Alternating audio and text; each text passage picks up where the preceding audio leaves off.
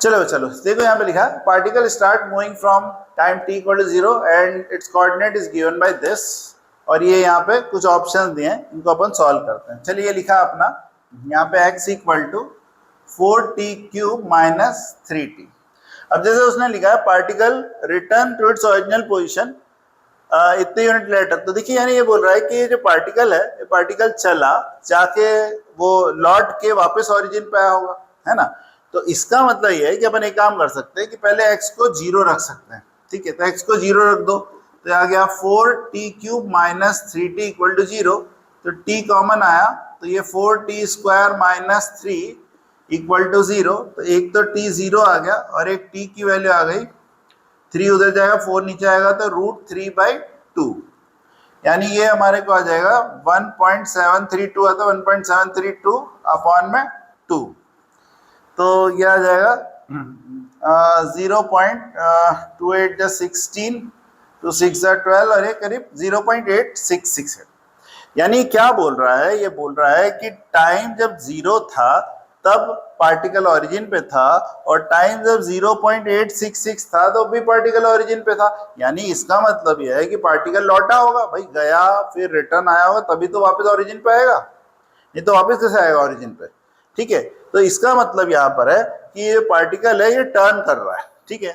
तो यहाँ पर ये particle return to its original position 0.866 unit later, ये हमारा करेक्ट दिख रहा है, ठीक है। चलिए अपन एक काम करते हैं, यहाँ पे इस x का डिफरेंशिएशन करते हैं, इसका अपन डिफरेंशिएशन करते हैं। तो वेलोसिटी आ जाएगी 4 3 12 t स्क्वायर माइनस 3, ठीक है। और अपन इसका एक्सीलरेशन भी निकाल देते हैं, एक्सीलरेशन हमारा आ जाएगा 24t, ठीक है। अब यहाँ पे देखिए अपने को यहाँ पे इसने एक पॉइंट ये दिया है acceleration of the particle is non negative, और एक ये दिया है कि particle never turn back as acceleration is non negative, ठीक है। दो चीजें उसने यहाँ पे दी हुई है। चलिए अपन एक काम करते हैं, अगर टाइम को 0 रखें तो एक्सीलरेशन 0 हो जाएगा, उसको कोई देखना नहीं है। लेकिन अगर अपन टाइम को ये रखते हैं 0.866 रखते हैं तो एक्सीलरेशन नॉन नेगेटिव आएगा। तो यहाँ पर हमें ये क्लियर हो गया कि यहाँ पे एक्सीलरेशन हमारा नेगेटिव नहीं हो रहा है, यानी ये वाला जो पॉइंट है, ये वाला कि acceleration of the particle is non negative, ये हमारा यहाँ पे करेक्ट आ रहा है, ठीक। अब यहाँ पर क्या हो रहा है कि जैसे अपन यहाँ पे देख रहे हैं कि भाई एक पार्टिकल था, ये पार्टिकल था, मान लो पार्टिकल यहाँ चला, यहाँ से कहीं पे गया और रिटर्न आके यहाँ पर रिटर्न आ गया, ठीक है ना। अब समस्या ये है कि जो पार्टिकल है वो ऐसे चला कि ऐसे चला, ये देख लेते हैं। तो यहाँ पे क्या है, देखिए ये जो वेलोसिटी है v equal to 12t square minus 3, ये दिख रहा है आपको, दिख रहा है ना। तो यहाँ पे क्या करते हैं, कहीं पर जाके तो ये रिटर्न आया होगा, यानी यहाँ पर वेलोसिटी 0 हुई होगी। भाई रिटर्न आएगा तो वेलोसिटी तो 0 होगी ना, रिटर्न कैसे आएगा जब वेलोसिटी 0 होगी। तो वेलोसिटी 0 होगी तो उसके लिए अपन ये यहाँ पर v को कर देते हैं 0, ठीक है। तो अपन ने यहाँ पर v को कर दिया 0। v को 0 करने से क्या आया, ये आया 12t square minus 3 equal to 0। तो t स्क्वायर इक्वल टू 3/12 यानी 1/4, यानी t की वैल्यू अब आ गई हमारी 1/2। तो 0.5 सेकंड के बाद ये जो है, ये हमारी वेलोसिटी 0 हो रही है। यानी आप खुद देखिए कितना क्लियरिटी से चीज समझ में आ रही है।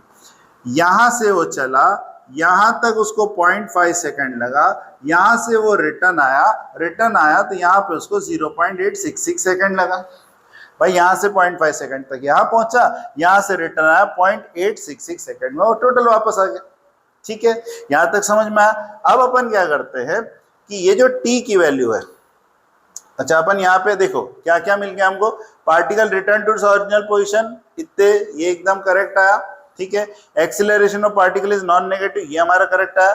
The particle is 1 unit away from the origin at its turning point, यानी यहां से यहां तक का जो डिस्टेंस है, यहां से यहां तक का जो डिस्टेंस है, वो डिस्टेंस हमारा 1 यूनिट है, ये वो बोल रहा है। तो हम एक काम करते हैं कि अब ये जो t इक्वल टू 1/2 है, इसको अपन इसमें रख देते हैं, ठीक है, उससे डिस्टेंस निकल जाएगा। अपन इसमें एक काम और कर सकते हैं कि जो एक्सीलरेशन है ना, वो तो हमारा नॉन नेगेटिव आ गया,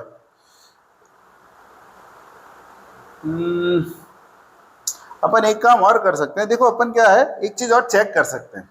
देखो यहाँ पे क्या है, अगर मैं t इक्वल टू 0 रखूं, t इक्वल टू 0 रखूं तो वेलोसिटी नेगेटिव आ रही है, वेलोसिटी नेगेटिव आ रही है। इसका मतलब ये जो अपना डायग्राम है गलत हो रहा है, उल्टा डायग्राम बनना चाहिए। जैसे क्या है, मान लीजिए मैंने यहाँ पर t को रखा 0, तो यहाँ पर वेलोसिटी की वैल्यू आ रही है -3। इसका मतलब वो पहले यहाँ से इस दिशा में चला 3 मीटर पर सेकंड की वेलोसिटी से, और यहाँ से फिर यहाँ पलटा है, वो इस प्रकार से गया है। तो यहाँ पे जो वेलोसिटी है वो 0 हो गई 0.5 सेकंड में। ठीक है, ठीक है। बस डायग्राम हमारा ये बनेगा, ये नहीं बनेगा। ठीक है, क्यों? क्योंकि जैसे ही अपन ने टाइम को 0 रखा तो वेलोसिटी हमारी नेगेटिव आ गई। वेलोसिटी नेगेटिव आने का मतलब ये है कि आप इस दिशा में जा रहे थे, इस दिशा में नहीं जा रहे थे। ठीक है, कंसेप्ट वाइज दोनों सेम है, बस एक्चुअल वैल्यू रखने पे v नेगेटिव आ रही। ठीक है, चलो अब एक काम करते हैं, t को 0.5 जो है इसको उठा के इसमें रख देते हैं। इसमें रख देंगे तो हमें यहाँ से यहाँ तक का दूरी मिल जाएगी। तो चलो रख देते हैं इसमें, क्या है।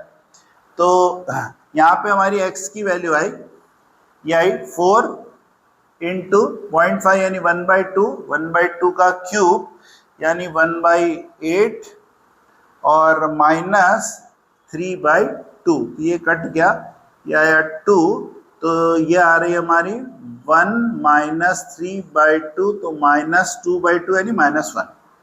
तो यहाँ से यहाँ तक की जो दूरी है वो देखिए -1 आ रही, -1 आ रही है, नहीं 1 यूनिट था। तो यहाँ पे क्या है, particle is 1 unit from the origin at its turning point. बिल्कुल सही। अब यहाँ पे क्या क्या बच गया, the particle is 0.5 unit away from the origin at its turning point. ये नहीं होगा भाई, ये इसलिए नहीं होगा क्योंकि अगर ये सही है 1 यूनिट, भाई ये आपको देखो ना, एक्स के लिए -1 आ रही है, यानी 1 यूनिट आ रही, 0.5 सेकंड में 1 यूनिट चल रहा है। ठीक है, तो 0.5 यूनिट कैसे चलेगा, नहीं चलेगा।